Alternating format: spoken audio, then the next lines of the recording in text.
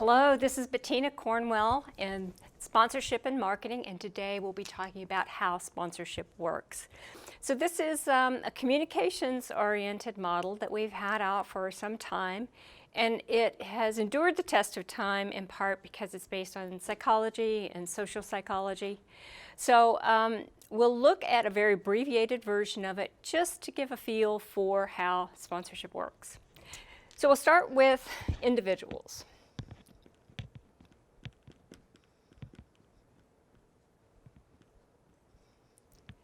They come into a communication experience with all kinds of pre-existing conditions of sorts, of experience with a brand, with a sport, and they enter this situation, and how they enter determines a great deal about what happens. So let's talk about that, what happens in the middle part for just a moment, and we'll just describe that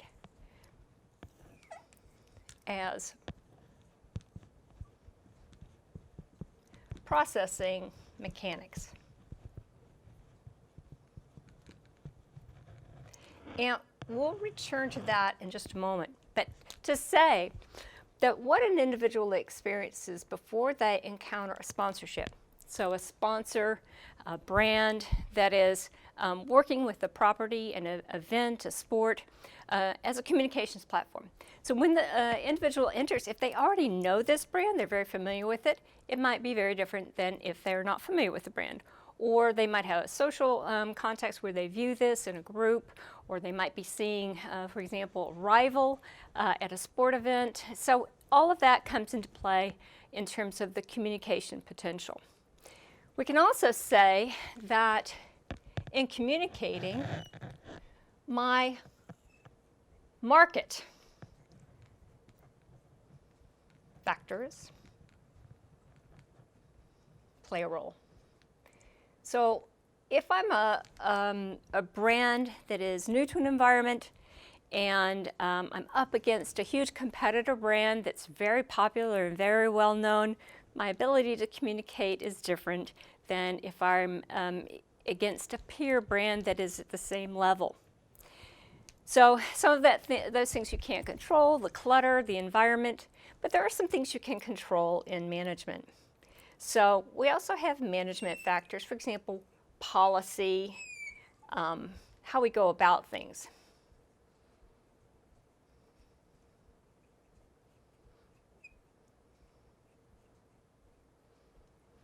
That we can control. So we might set a policy where we always engage in the same kind of sports so that we become known in that area, and our policy of doing certain things and not doing others starts to help our communications profile. Okay, so let's talk about this middle box. So just selecting a few processing mechanisms for contrast and to give you an examples of how this might work. So mere exposure is a very established psychological phenomenon that sort of when we see things that are familiar, that become familiar to us, the more frequently we see something new, the more familiar it becomes, the more we like it. Now, it's not really liking. If we look at evolutionary psychology, it's that you used to go around and find berries, and you find some berries and you eat them and you don't die, and you see the berries next time, you're like, yeah, this is good.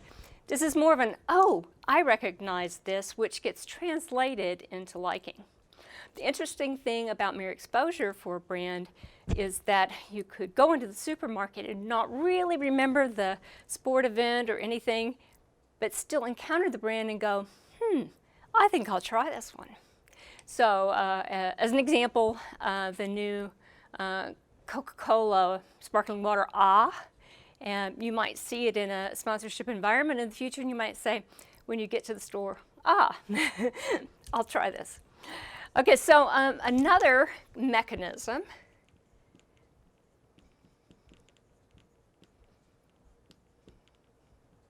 is articulation. Articulation is essentially the idea that you tell a little story, and it binds the sponsor brand to the sponsored event. This is maybe important if you are a B2B brand, because articulation could help you tell why you're there. For example, SAP, it's a software solutions tech company that does a lot of things to solve problems. It is more B2B, but they solve the problems for events and properties, and in a way demonstrate their product through the sponsorship and articulate the reasons why they're there. Yeah.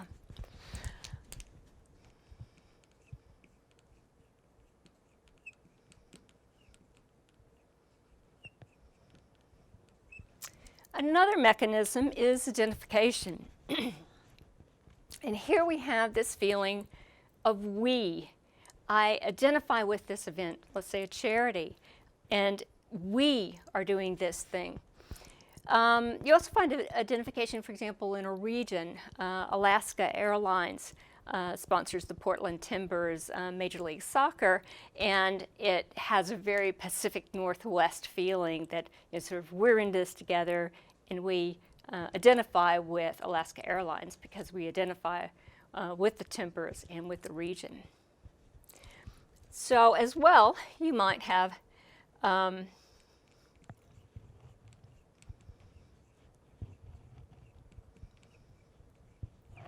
reciprocity. So reciprocity is maybe the ultimate challenge or ultimate goal in sponsoring. That is a feeling where the sponsor has given to this event, and you're so delighted that this event is being made possible that you're more than happy to buy the sponsor's brand. You see this a good deal in auto racing, like Formula E, where you have competing electronic vehicles. To be there, to have a team, to have a driver, to have a car, super expensive. And the followers of Formula E know this, and when they see that this sponsor is there for them, then they're more than happy to buy their products. You can also see this in individual athletes when they are doing something challenging, whitewater rafting or ice climbing, that there's this explanation by the athlete about this feeling of reciprocity. I'm so thankful my sponsors helped me to be here. Okay, so all of this then influencing outcomes.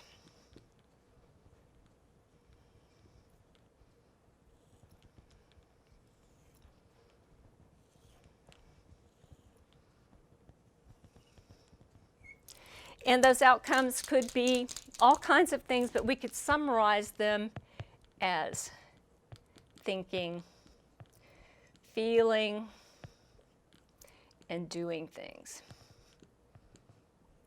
such as purchasing, right? So I can have thinking outcomes, I like this event, feeling outcomes, I'm happy here, I'm happy with this sponsorship, and also doing outcomes such as purchasing the product, the brand, sharing information about it with others, recommending it, all kinds of potentially positive outcomes. Okay, I want to highlight that some of these are available to some types of sponsors, some types of brands, and some types of categories, and others and not so much. So you really can find identification in charity and regional aspects, but if you're just trying to get the brand name out there for awareness, probably you're interested in mere exposure. Thank you. This has been Sponsorship and How It Works.